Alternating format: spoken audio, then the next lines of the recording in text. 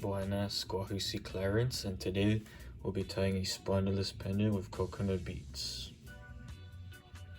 So I'll be needing to use my lighter, a pair of scissors, and rope. You can use nylon rope. There are 2 holes drilled in the shell, so I have 1 rope on each side with beads filled on each rope. So watch how I put 1 strand of rope on one side. You can either go in from the front or the back. Then you'll tie I would tie a triple knot, so you're just gonna loop the rope, put it in, and tie it 3 times.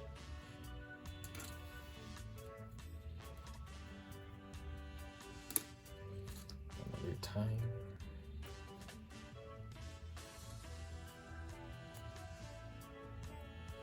That's really a double knot. Then 1 more time.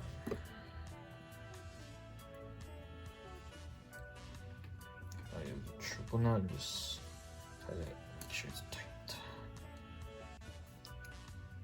Now it should look like this if you did it on the other side. Then we're just gonna fill each individual side with beads.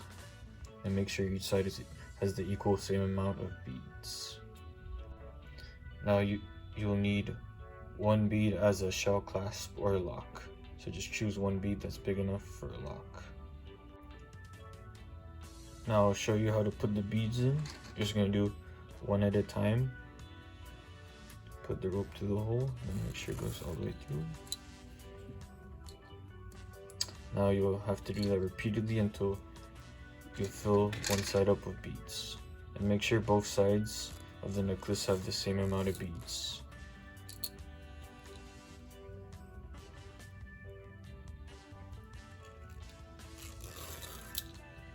Just like that. Now 1 side is done. All the beads are facing down. You could also do hamburger style, which you can see is beads on the facing the opposite side. And now we'll do the other side, the beads, and make sure both sides have the equal amount of beads. We'll just put some of the beads in. Put it down.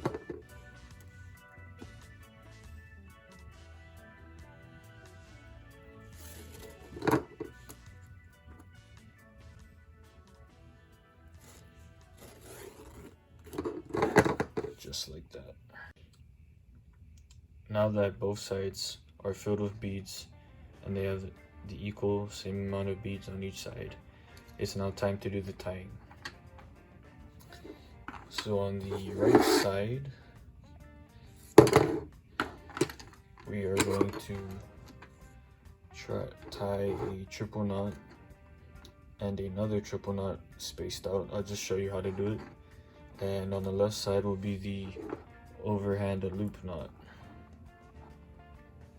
So before we tie the important knots, what I like to do is tie a double or triple knot on each end so the beads won't move while you wear the necklace. And I'll show you.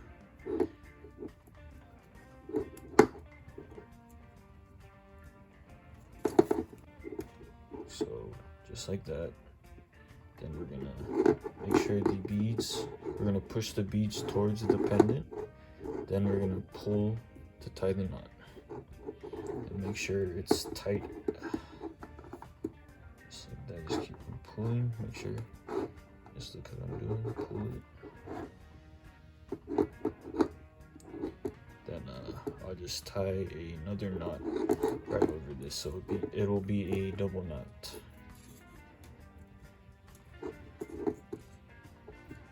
Basically just tie another knot over the existing knot and it will turn into a double knot.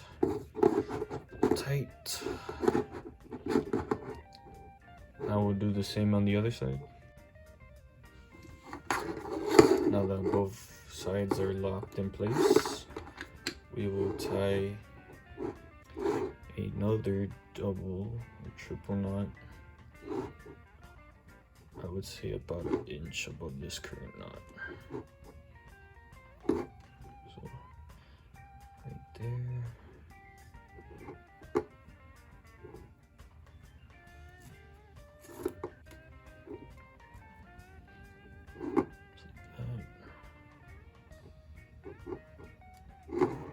Then make this into a double knot.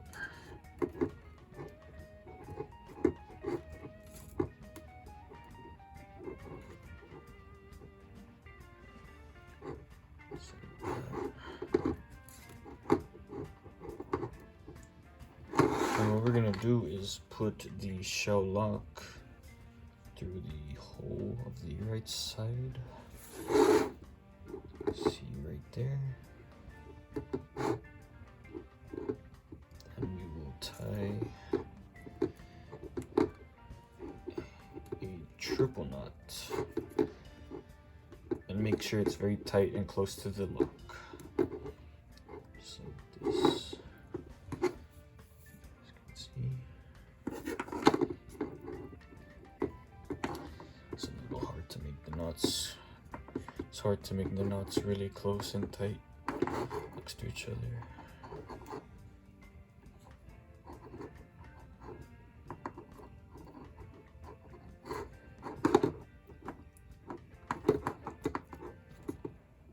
And tying knots is, it's easier when you're using thicker rope. When you use really thin rope, the knots have to be perfect or it's gonna be very gapped or spaced out.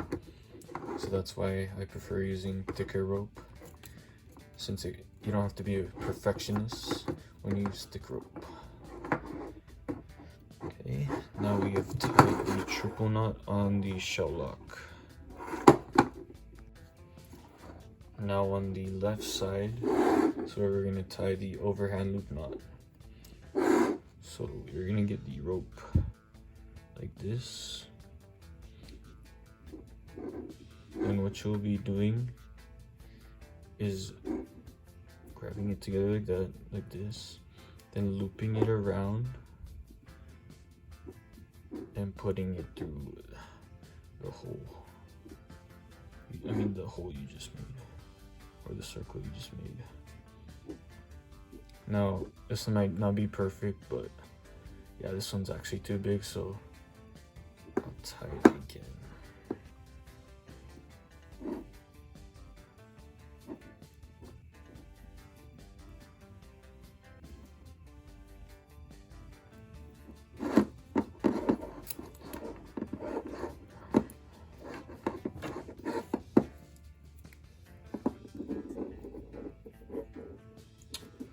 I would say that's pretty good. The purpose of the overhand loop knot is so the shell clasp or lock can fit through. So this would be a good guideline on how to determine how big your overhand loop knot should be. It should be able to fit the shell clasp or lock perfectly. Now we're going to cut all the excess rope from all these knots and the back. So let's start off. Then what we'll be doing is burning the tips. So for security purposes, so in the future the rope doesn't fray or break.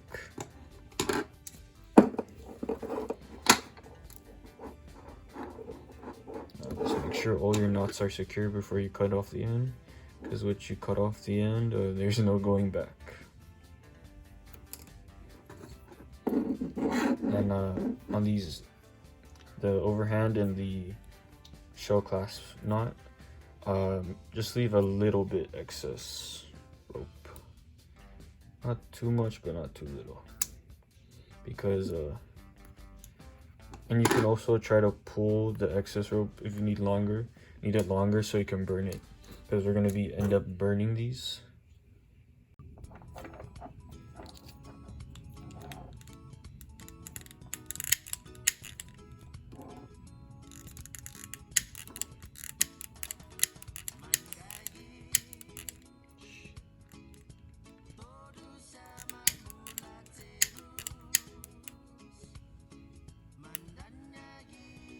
Just burn it not too much, then you're gonna tap the end. And if you don't want to burn yourself, just wait like 2 or 3 seconds after you're done burning, and it should be cooled off.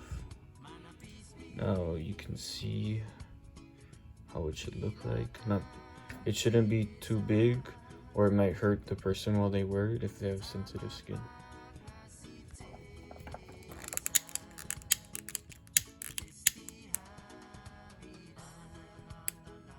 I don't burn it too much.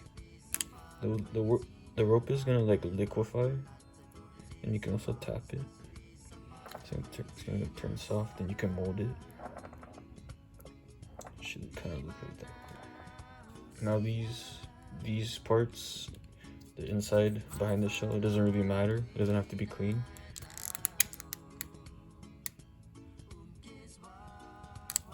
Just make sure it's like secure.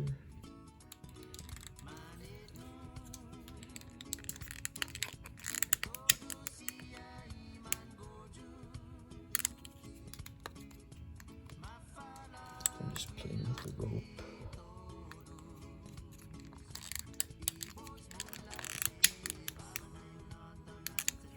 Make sure not to damage the other part of the rope, only the excess rope. Okay, now that looks pretty good. Now we are basically done. As you can see, I just put the overhand loop, or the loop through the shell clasp, and we are done. Thank you for watching. Suzus Masi.